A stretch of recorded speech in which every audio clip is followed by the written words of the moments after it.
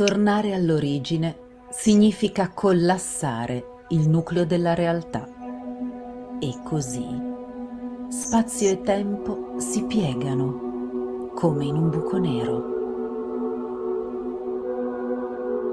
L'illusione della materia è solo un modello di manifestazione che segue uno specifico programma matematico, geometrico. Ritorno all'origine, dove il futuro e il passato si fondono, dove la struttura della realtà si manifesta in diversi mondi, in diverse dimensioni e su differenti densità. Il futuro è il passato e il passato è il futuro. Perché il tempo è una dimensione della coscienza.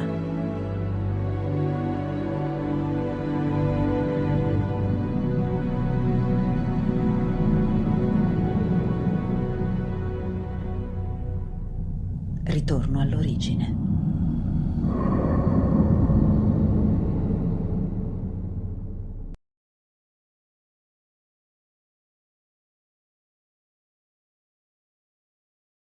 Ah, eccomi, non si sentiva, è andato via il volume. Buonasera a tutti, bentornati sul mio canale. Scusate l'ingresso un po' faticoso, ma ogni tanto i computer fanno quello che vogliono. Allora, vedo già che ci sono un sacco di persone. Intanto saluto tutti quelli che ho incontrato domenica a Verbania. È stata veramente un'emozione riabbracciare tante delle persone che hanno fatto l'esperienza Metamorfosi con me ad Ischia e tanti altri che invece ancora non conoscevo personalmente. Per quanto mi riguarda, le conferenze sono un momento bellissimo, non solo per poter approfondire argomenti di vario tipo, ma anche proprio per potervi conoscere, incontrare e avere uno scambio personale. Vedo che tantissimi di questi nomi che leggo sono le persone che ho incontrato, tanti so che avrebbero voluto, ma non era così comodo Verbania perché mi seguite, lo so, da tutta Italia. Saluto anche chi è arrivato da lontanissimo, c'è stato chi è arrivato addirittura dalla Germania, chi è arrivato dal sud Italia, veramente. Grazie a tutti e proprio in funzione del grande successo e delle numerose richieste vi do qualche nuovo appuntamento perché a questo punto sono riuscita ad avere e a organizzare un po' di date che sicuramente vi interesseranno. Allora, aggiungi al palco così riesco a farvele vedere. Prossime conferenze, qualcosa l'avevo già annunciato in verità quando ero in conferenza a Verbania, ma adesso live ovviamente do la possibilità così a tutti di sapere, no? Così non lo vedete bene, così, perfetto. Allora, la prossima conferenza sarà a Padova, mi siete già iscritti in tantissimi, ancora non l'ho detto in live, e sarà domenica 29 ottobre, poi ci sarà Prato il 19 di novembre e Lugano il 26 di novembre. Allora, Padova sarà una conferenza sul DNA, quindi approfondiremo la verità sul DNA, quali sono i significati, come si è formato, come è fatto e quali sono state le manipolazioni nel tempo con varie razze e varie mescolanze, perché ne parleremo anche stasera, il genere umano nasce da un'ibridazione, quindi da una serie di mescolanze. Ok, poi conferenza a Prato, quella del 19 di novembre, per tutti i toscani che mi hanno scritto e mi hanno chiesto di organizzare qualcosa in Toscana, veramente anche l'Emilia, ma per gli emiliani non è così tanto lontano. Le programmazioni mentali, vedremo cosa sono, come funzionano, anche per capire poi come è possibile eliminarle, bisognerebbe anche conoscerle innanzitutto. E poi Lugano, tantissimi anche dalla Svizzera, ciao a tutti quelli che vivono in Svizzera, finalmente arriviamo anche a Lugano il 26 di novembre e in questo caso parleremo di chi o cosa ci separa dal nostro sé, altra cosa super rilevante per poter fare questo tipo di percorso. Inoltre, giusto per darvi tutte le informazioni del caso, i corsi, oltre a novembre che già conoscevate, più pochi posti rimasti, però ancora qualcuno c'è, 11 e 12 novembre Treviso, 9 e 10 dicembre Novara, questi due corsi già li conoscevate, abbiamo di nuovo 16 e 17 dicembre Prato, per tutti quelli che me l'hanno chiesto nell'area toscana e dintorni, e 20 e 21 gennaio Lugano. Le prossime date le vedremo, intanto cominciamo con queste. Allora, per chi fosse interessato può scrivere a info@back2the origin per i corsi, mentre invece, siccome le mail sono tantissime e si fa fatica a organizzare tutto, per quanto riguarda le conferenze scrivete a conference@backtotheorigin.org. E come vedete conference@backtotheorigin.org lo trovate sotto alle locandine, che adesso pubblicherò anche sul mio canale Telegram. Se riuscite a dividere le cose, oddio, vedo qualcuno che mi scrive Emilia Romagna. Ragazzi, Emilia Romagna e Toscana sono vicine, non è che posso fare tutte le regioni d'Italia, abbiate pazienza. Faccio già molto, piano piano andando avanti ci saranno comunque qualche altra location, probabilmente, sicuramente per le conferenze, ma diciamo che in questo modo riesco a coprire già un'area un pochino più grande. D'altra parte c'è da dire che è un percorso piuttosto unico e quindi, come già ho visto nella conferenza di Verbania, chi è interessato fa in modo di venire. Io cerco di avvicinarmi il più possibile, però so che anche voi avete l'opportunità, se volete, di spostarvi un pochino. Allora, altra e ultima cosa, ultimamente sorrido spesso perché, nonostante varie critiche riguardo a questo mio nuovo format e la modalità di portarlo avanti, viene molto clonato e copiato, per cui mi si copia la sigla, il modo di fare, il tipo di impostazione, gli short, un po' di tutto. È divertente questa copia perché è un po' tipo, lo scrivevo anche sul mio canale Telegram, quando a scuola uno copia i compiti in classe del compagno di banco cambiandoci il nome e qualche frasetta qui e là.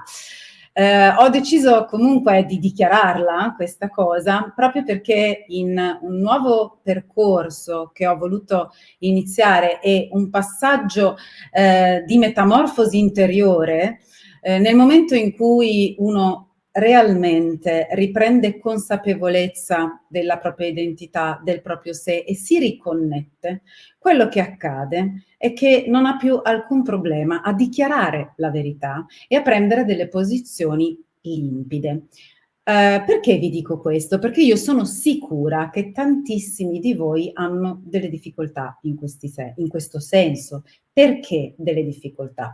Perché noi siamo programmati, c'è una vastissima programmazione e una serie di convinzioni inculcate un po' a tutti, per cui è più auspicabile cercare di assecondare comunque chi cerca di copiarci, prenderci le idee, rubarci le cose o appropriarsi di quello che non è suo, piuttosto che dichiararlo ed entrare in un possibile scontro, che poi non è detto affatto che sia uno scontro, può essere semplicemente l'evidenza di quello che è, ma spesso abbiamo delle resistenze nel farlo, perché ci sentiamo in colpa, perché sembra di essere cattivi, perché non sta bene, perché si fa brutta figura, perché bisogna vincere una resistenza interiore.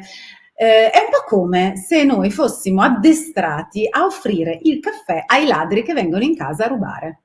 Ovviamente, se vi faccio questo esempio, voi non pensate che sia una buona cosa, ma è la stessa identica cosa come atteggiamento, quello di permettere e concedere senza dire mai niente che altre persone si approprino di quello che è magari il vostro lavoro, i vostri sforzi, il vostro percorso, senza aver fatto ovviamente altrettanto, ma solo perché pensano di poterlo fare. Ecco perché io dico a tutti quanti che questo Back to the Origin, le informazioni, la ricerca, le famose fonti di cui abbiamo parlato a Verbania, perché c'era abbastanza tempo per poter un po' più approfondire questo argomento che è sempre molto caldo, sono qualcosa che io ho percorso come percorso, scusate il gioco di parole, è una strada che io ho intrapreso e sto seguendo con fatica, che ho voluto, ricercato, richiesto, scelto e che mi implica comunque sforzo, fatica e impegno. E quindi non amo che altri se ne appropriano senza aver fatto assolutamente niente se non scoppiazzando un po' qua e là.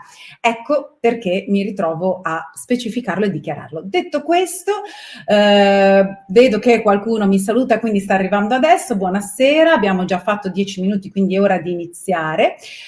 Magari sul finale vi farò di nuovo vedere il riassunto degli appuntamenti, però se siete interessati seguitemi su Telegram e Instagram, trovate tutti i link in descrizione dove ripubblicherò tutte le locandine, dove troverete la mail per le conferenze, conference che si scrive conference, per chi l'inglese non lo sa tanto, @backtotheorigin.org e info per i corsi base, @backtotheorigin.org.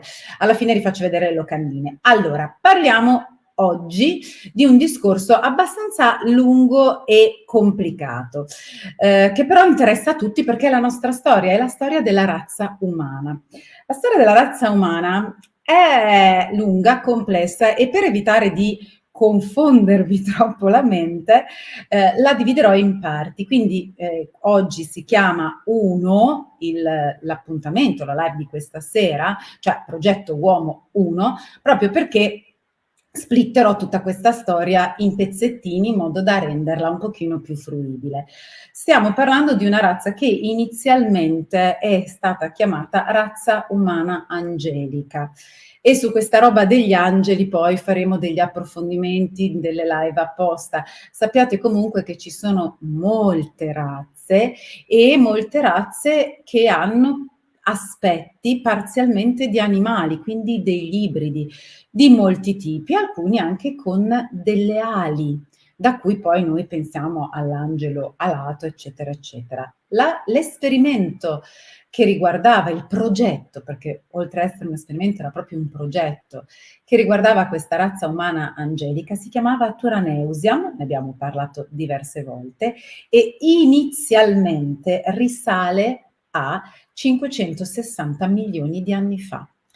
Ora, lo so che tanti cadono dalla sedia quando dico date così lontane. Ci saranno molti approfondimenti nelle conferenze, ma anche ci saranno delle live in cui spiegherò un po' meglio questa questione dei vari cicli temporali. L'ho già accennato, ma ovviamente non posso tutto insieme approfondire tutto quanto. Sappiate comunque che noi, e l'abbiamo detto tante volte, siamo inseriti all'interno di una matrice temporale a 12 dimensioni, che è una sorta di ologramma, dove percepiamo lo scorrere del tempo, ma tutto avviene contemporaneamente. Quindi questa razza umana Turaneusiam, razza umana angelica, del nostro passato super remoto, potremmo dire che è anche l'obiettivo, è quello che sarà la razza di un futuro molto lontano, perché c'è sempre questo processo di andata e di ritorno,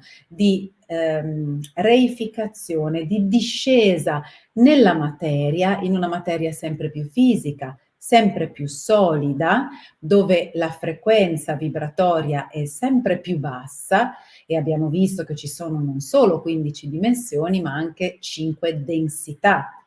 Ogni densità ha 3 dimensioni e noi in questo momento siamo nella densità 1, la più bassa, dove la materia è di carbonio, quindi è molto solida. Il percorso dell'entità è di discesa nella materia da livelli più elevati, quindi da universi di seconda o terza o quarta o addirittura quinta densità, dove non c'è neanche più una forma fisica, ma stiamo parlando dei famosi rishi, quindi una sorta di soli pulsanti, per discendere sempre più nella materia. Ma poi il percorso è anche al rovescio, perché c'è una discesa e una risalita, c'è un continuo come dire, discendere nella materia e poi risalire all'interno sia dell'esperienza del sé, sia della manifestazione della realtà. In realtà tutto avviene contemporaneamente, ma noi per spiegarlo lo ordiniamo da un punto di vista temporale, perché altrimenti non ci capiamo più niente. Allora, parliamo dell'inizio di questo progetto dell'essere umano angelico che doveva essere un guardiano di un pianeta e di un'area specifica, quella di Tara. Per chi mi segue sa che Tara è la Terra, ma della seconda densità, quindi quarta, quinta e sesta dimensione. Quella densità, la seconda, dove la materia non è così solida perché non è solo di carbonio, ma è di carbonio e silicio, quindi è molto meno materica. C'è la densità, potremmo dire, per poter avere un parametro per immaginare, di quello che potete immaginarvi di un fantasma. Quella densità è anche quella dell'anima. E sappiate, l'avevamo già detto, ma è sempre bene ricordarlo, che quando un corpo si incarna in terza dimensione, come nel nostro caso, in un universo fisico, di carbonio materico, la sua coscienza è sempre un gradino più in alto, quindi noi tutti in realtà abbiamo una coscienza in quarta densità. Scusate, in quarta dimensione, quella subito un po' più in alto. Allora, la nostra razza non è stata creata per stare qui, su questa densità così fisica e materica, ma inizialmente era destinata e si è manifestata proprio su Tara, quindi sull'altra dimensione, quella un po' più leggera. E chi l'ha decisa questa cosa? Un consiglio che viene chiamato il Consiglio Siriano. Il Consiglio Siriano è fatto da entità di quinta densità, quindi i famosi rishi, quelli come dei soli. Chi è venuto a Verbania probabilmente ricorderà che li abbiamo anche definiti come fiamma viola, fiamma d'oro e fiamma blu, ma ne riparleremo poi anche in altre live di questo sicuramente. E questo consiglio è nato a causa di delle guerre, degli scontri molto più antichi. Scontri che racconteremo un'altra volta, anche di questi se ne è parlato a Verbania, che riguardano addirittura 250 miliardi di anni fa, quando ci sono stati degli scontri e la prima identificazione di razze volte a principi positivi, pro vita, e le famose razze cadute, che seguono dei principi anti-vita, quindi potremmo dire del lato oscuro, scusate, del male. Da quell'epoca si sono create tutta una serie di gruppi per tutelare e difendere questa matrice temporale, tra cui il Consiglio Siriano, che ha collaborato, soprattutto per questo progetto della razza umana angelica, con alcune razze che erano proprio di quarta densità, quindi il livello subito dopo. Una di queste è la razza Lyrian-Sirian Anuasi. Degli Anuasi ne abbiamo parlato e ne riparleremo. Per darvi uno spunto semplice per ricordarveli, sono quegli esseri che, seppure vivono in una dimensione non così fisica, se dovessimo rappresentarli visivamente, assomiglierebbero ai personaggi di Avatar, perché sono blu e sono dei felini, dei gatti umanoidi. Se vi ricordate, i personaggi di Avatar avevano la coda, avevano anche proprio le espressioni tipiche dei gatti quando si arrabbiavano, per esempio, che facevano cose del genere, no? Ecco, gli Anuasi sono una di queste tipologie perché è proprio una delle primissime razze create dalla fiamma blu che sono entrate nella 12ª dimensione, che è la prima dove si ha una forma riconoscibile. Sopra la 12ª dimensione ci sono i rishi, che abbiamo detto sono dei soli e quindi non hanno una forma così chiara e così specifica. Allora, questo gruppo di razze, tra cui gli Anuasi, i Sirian e i Lyrian, hanno creato, in un livello ancora sottostante, quindi terza densità, un gruppo di alieni chiamati Elohim che dovevano supervisionare questo progetto che nasceva nella densità più sotto, nella seconda densità. Allora, c'è da fare attenzione perché di Elohim, poi ne parleremo in altre live, ce n'è di due tipi. Questi, che stanno in realtà sull'ottava dimensione, sono stati creati con principi assolutamente pro vita.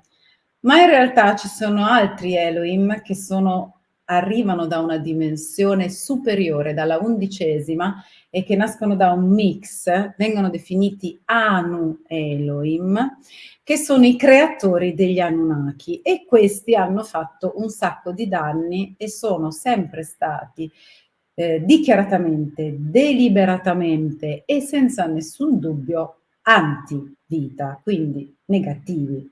Per cui quando parliamo di Elohim bisogna sempre capire di quali stiamo parlando perché è facile fare confusione.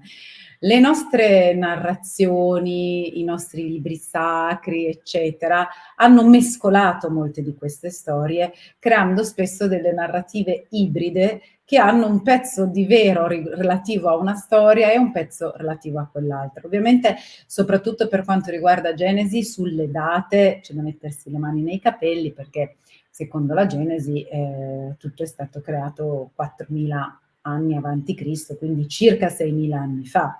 È ovvio che questo tipo di datazioni sono totalmente discordanti rispetto ai libri indù e di altre tradizioni, anche Maya, che invece hanno una cronologia molto più lontana nel tempo. Ma sappiamo benissimo che la manipolazione della nostra storia e delle date è qualcosa di importantissimo per chi ci sta governando, perché ci impedisce di comprendere chi siamo, dove stiamo andando e quali possono essere le influenze ancora oggi sullo sviluppo della nostra razza. Ora torniamo al nostro esperimento che è stato fatto in seconda densità, quindi questi esseri dovevano nascere su Tara e supervisionati da questo consiglio siriano di Rishi, ma soprattutto a livello di gestione c'erano questi esseri, gli Elohim, che dovevano un po' gestire il tutto. La sicurezza, l'amministrazione erano del consiglio siriano, la gestione degli Elohim. C'erano in realtà 12 divisioni primarie all'interno di questa creazione. Diciamo che era una razza con delle sottorazze, delle subrazze, tutte comunque aventi un DNA fatto con 12 filamenti. Questo DNA di 12 filamenti viene chiamato DNA del Sole Diamante e nonostante le differenze, perché comunque questa creazione era fatta con la mescolanza di varie razze intraterrestri ed extraterrestri, terrestri in realtà è di Tara che stiamo parlando, ma lo dico per intenderci, questa mescolanza aveva creato 12 subrazze, ognuna delle quali molto simili tra di loro, sempre con 12 filamenti di DNA tra di loro, ma con un colore di pelle leggermente diverso. C'erano vari colori come quelli che noi oggi conosciamo sulla Terra e anche altri un po' più pastello che non esistono in questo momento più. Questo avviene, come vi dicevo, 560 milioni di anni fa. Dopo circa 8 milioni di anni di questo esperimento, questa razza, che aveva le sue subrazze, queste 12 subrazze, ma era tutta una grande razza, comunque molto simile, che si chiamava appunto Turaneusiam, si divide in due ceppi proprio diversi, proprio distinti. Questi due ceppi, sempre della stirpe Turaneusiam, erano gli Alaniani e i Lumariani. E qualcuno dirà, questi nomi assomigliano ovviamente a Atlantide e Lemuria, quindi Atlantidei e Lemuriani. È vero, ci assomigliano perché nei cicli successivi del tempo alcune cose si riproporranno e nuove razze con caratteristiche simili, aventi nomi simili, porteranno avanti parte della storia. Lo racconterò anche la storia degli Atlantidei e dei Lemuriani, ma adesso stiamo parlando dei loro trisnonni, potremmo dire, o forse anche di più, perché dobbiamo andare veramente molto indietro nel tempo, e ha più senso appunto utilizzare come normalmente si utilizza nomi differenti, quindi Alaniani e Lumariani, due divisioni all'interno dei Turaneusiam. Avevano caratteristiche diverse, sì, erano anche proprio due culture che nel tempo si sono separate e si sono evolute in maniera abbastanza indipendente, almeno per 1.000.000 di anni.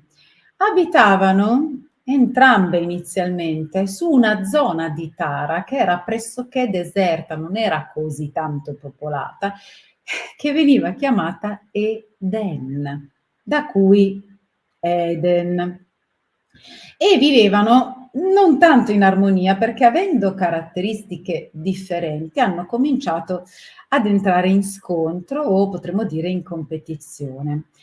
È molto importante l'inizio di questa storia perché questi scontri che adesso vi andrò a raccontare genereranno dei danni molto grandi a Tara e anche alle razze che ci abitavano sopra, quindi a queste due divisioni di Turaneusiam, al punto che sarà necessario, per portare avanti questo progetto, fare una seconda semina per ottenere nuovamente l'essere umano angelico, quindi noi, e addirittura poi una terza semina. Quindi qui stiamo parlando proprio dell'origine, dell'inizio. Queste due fazioni hanno ovviamente cominciato a distinguersi sempre di più, anche perché purtroppo il loro DNA si è contaminato con mescolanze di altre razze. Questo ha creato una sorta di involuzione o convoluzione del DNA che ha portato, potremmo dire, quasi delettare, esasperando alcune caratteristiche in maniera a volte anche negativa. La razza alaniana era quella che più di tutti, o la tipologia alaniana, il gruppo alaniano, era quello che più di tutti voleva il controllo, il dominio e il potere, e aveva iniziato a fare delle sperimentazioni molto pericolose per cercare di produrre sempre più energia attraverso il nucleo planetario di Tara, cioè cercava di sfruttare l'energia della griglia morfogenetica, che è una cosa di cui parleremo molto spesso perché è molto importante. È una sorta di rete energetica che collega tutto e che ha un'identità specifica nelle razze, negli esseri umani, nel piccolo, nelle razze nel grande, nei pianeti, se lo riferiamo ai pianeti, anche nelle galassie, se ci ampliamo nella nostra visione.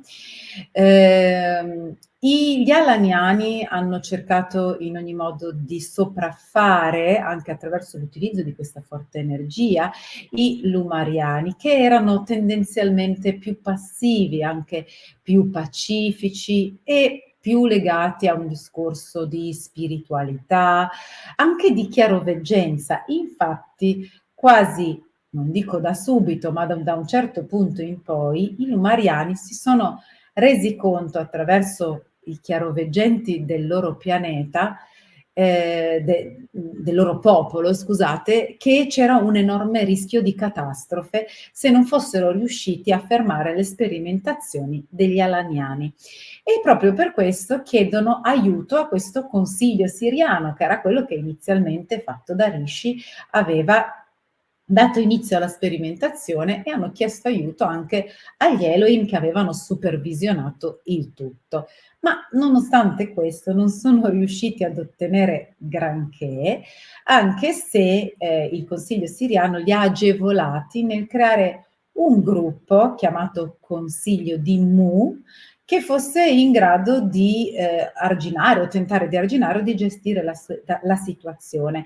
E sarà proprio il Consiglio di Mu che, rendendosi conto del pericolo imminente, catastrofico, perché gli alaniani non si volevano fermare e non si sarebbero fermati, il consiglio di Mu ha deciso di spostare tutta la popolazione dalla zona dell'Eden a un'altra zona completamente diversa di Tara, che era un piccolo continente separato che proprio perché il consiglio si era chiamato Mu, verrà chiamato il continente di Mu. Ecco perché ancora noi oggi sentiamo a volte parlare di Mu, eccetera, ma il riferimento è in realtà molto molto antico. E durante il periodo in cui si spostarono e poi rimasero proprio in questo continente Mu, perché rimarranno su Mu, i Lumariani collaborano a lungo proprio con il Consiglio siriano per cercare di purificare le storture, diciamo così, del loro DNA, perché nel tempo è vero che gli alaniani dimostravano caratteristiche negative più forti, più importanti da un punto di vista così di soppressione, di invasione, di controllo, ma comunque anche i Lumariani avevano dei danni e dovevano riuscire a purificare il loro DNA. E grazie a questa collaborazione gli sono venuti in aiuto gli Elohim che si sono incrociati con i Lumariani attraverso creando una razza o comunque una sorta di, potremmo chiamarli Lumariani 2.0, una versione migliorata dall'incrocio con questi Elohim e con questi Elohim. Questa razza saranno i Ceres Lumariani. I Ceres Lumariani sono dei Lumariani che si sono incrociati con gli Elohim per purificare il proprio DNA e ritornare al DNA corretto, giusto, bello, originario del progetto Turanesiam. Ovviamente questo è valso per i Lumariani, ma non per gli altri, perché ovviamente questo era fattibile perché loro volevano migliorare, ma gli alaniani invece non ne avevano nessun interesse. Quindi questa nuova Lumariani 2.0 creeranno anche il sacerdozio di Mu, che era una sorta di collettivo spirituale egualitario, matriarcale, che aveva come scopo quello di tutelare, proteggere sia il DNA che questa razza e anche di proteggere il pianeta dagli esperimenti folli degli alaniani. Quindi, per ricapitolare, siamo al punto in cui la razza Turanesiam si è divisa in due, gli alaniani sono su Eden e i Lumariani, che si sono poi upgradati mescolandosi con gli Elohim in Ceres Lumariani, si trovano sul continente Mu. Due continenti che si scontrano sempre di più, perché Mu ha una cultura molto bella, molto che si evolve nell'armonia, nella bellezza, grazie anche a questa nuova Lumariani 2.0 mescolati con gli Elohim, riescono a recuperare una purezza di connessione perché hanno di nuovo un DNA bello completo, attivo e quindi riescono ad avere una cultura veramente bella, fiorente, positiva che agli alaniani dà piuttosto fastidio e cercano di impossessarsene e cominciano ad impiegare delle tecnologie particolari, perché sono molto avanzati tecnologicamente, usando dei campi energetici sotterranei nel tentativo di riuscire a controllare, dominare, prendere sotto il proprio dominio il continente di Mu. Sempre più il rischio c'è della distruzione o di qualche attacco distruttivo da parte degli alaniani e circa 900 anni prima che questo avvenga veramente, i sacerdoti di Mu, che erano esperti anche di portali e di visione del futuro, eccetera, prevedono chiaramente questa grande catastrofe in avvicinamento e cercano di avvisare gli alaniani, cioè di dirgli guardate che andando avanti così distruggerete il nostro pianeta e distruggendo Tara anche poi a catena creando uno sconvolgimento anche a livello galattico perché tutto è correlazionato. Fanno oltretutto anche una petizione al Consiglio siriano perché cerchi di reindirizzare gli alaniani, ma non è così semplice perché gli alaniani nel tempo avevano fatto un patto contatto e avevano iniziato a collaborare con un'altra razza, una razza siriana di Sirio A, che tutti conosciamo, che erano gli Anunnaki. Gli Anunnaki, che hanno sempre voluto fare un po' quel cavolo che volevano e del consiglio dei rishi, del consiglio siriano dei rishi, non gli interessava nulla, si sono alleati con la classe dirigente, ricorda qualcosa, degli alaniani, una sorta di illuminati alaniani che venivano chiamati iniziati solari templari, hanno creato questa alleanza e hanno spinto proprio a una sorta di scontro, al punto che per arginare questi Anunnaki, che così in maniera importante stavano direzionando in maniera negativa gli alaniani, che sì avevano una distorsione del proprio DNA, sì stavano prendendo, diciamo, una brutta piega, ma certo che gli Anunnaki che sono arrivati gli hanno messo il carico da 90. Così è stata posta in gioco un'altra razza, sempre di Sirio, ma non Sirio A, Sirio B. E questi sono quelli che vengono chiamati o conosciuti come i siriani blu o gli umani blu o i Marahaji. Questi qua hanno creato una sorta di contrappeso che però ha comunque generato tutta una serie di scontri proprio all'interno di Sirio A, Sirio B, razze siriane, per cui si parla di ribellione siriana, creando molto scompiglio. Alcuni alaniani hanno capito il rischio. Non tutti gli alaniani hanno seguito gli Anunnaki, non tutti gli alaniani hanno seguito questi iniziati templari tipo illuminati e sono passati insieme agli altri, cioè sono andati dai Lumariani, si sono trasferiti nell'area di Mu e hanno creato una mescolanza genetica anche loro con i Lumariani 2.0, quindi abbiamo una nuova mescolanza dove parte dei Lumariani ristrutturati grazie agli Elohim, mescolati con gli Alaniani che volevano redimersi, hanno creato gli Ur, scusate, che poi Ur è un nome che anche noi conosciamo e che spesso ritorna, Terranates. Gli Ur Terranates sono anche qui nuovamente un tentativo di recupero a livello genetico della razza corretta Turaneusiam dell'inizio, perché ci sono un po' un po' dei Lumariani 2.0 sistemati, un po' degli Alaniani, tutto rimescolato per ricreare di nuovo qualcosa che non abbia contaminazioni o distorsioni del DNA. Gli Ur Terranates sono una buona parte di quello che doveva essere il progetto Turaneusiam, il progetto umano, ma l'altra parte degli alaniani, quella che non ha voluto andare verso Mu, ha continuato a portare avanti la sua politica di guerra e distruzione. A questo punto questi di Ur creano un tempio, un sacerdozio sul continente di Mu, che sarà importantissimo anche per la nostra storia successiva.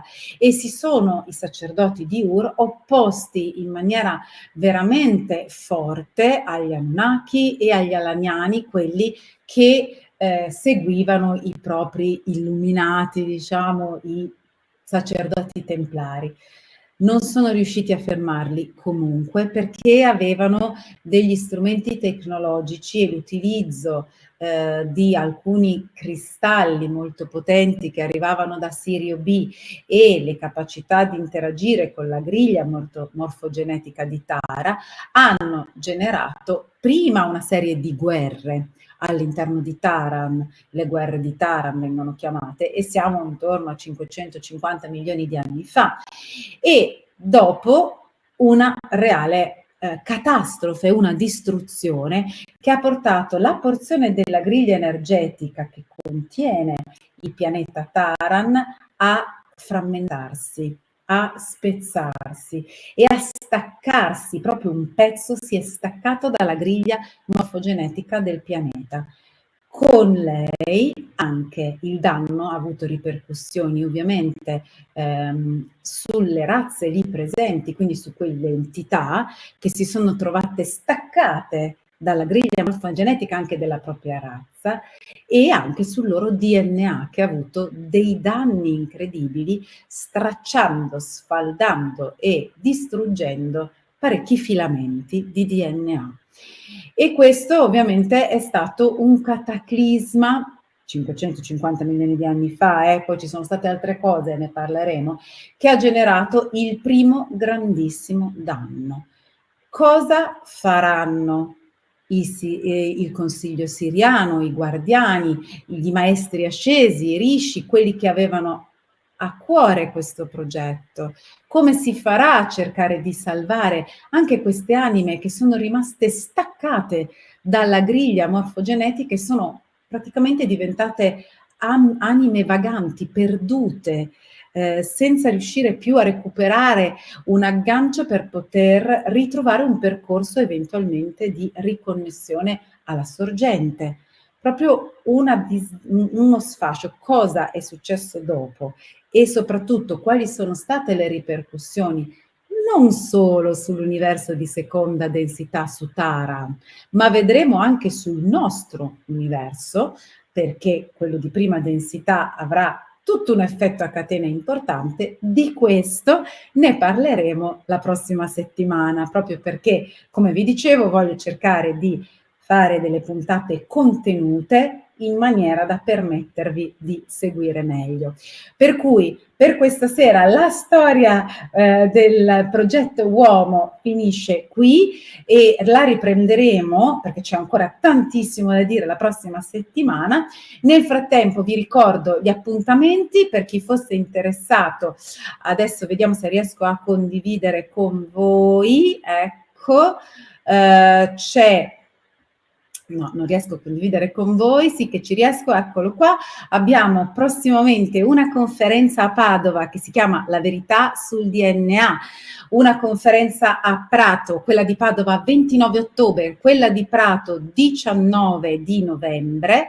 La conferenza di Prato è Le programmazioni mentali, si chiama, e la conferenza di Lugano, Chi o cosa ci separa dal nostro sé, e questa sarà il 26 di novembre. Per chi fosse interessato al percorso invece di riconnessione, di liberazione dalle programmazioni, per ritrovare il sé, per ritrovare la propria storia, per capire chi siamo e dove stiamo andando, e ognuno ha una sua storia, abbiamo i corsi Treviso a novembre, 11 e 12, Novara a dicembre, 9 e 10, Treviso e Novara sono in esaurimento, poi Prato 16-17 dicembre, Lugano 20-21 gennaio. Scusate se li ho ripetuti, ma a volte le persone si connettono dopo e non vedono l'inizio, e quindi era necessario.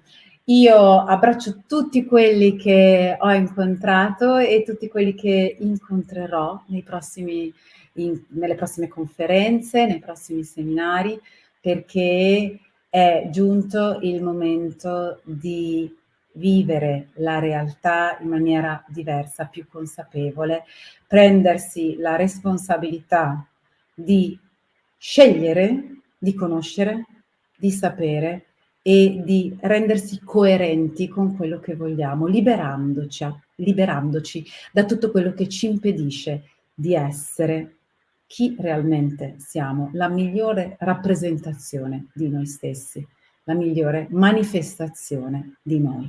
Un abbraccio a tutti quanti e vi do appuntamento a martedì prossimo. Ciao a tutti.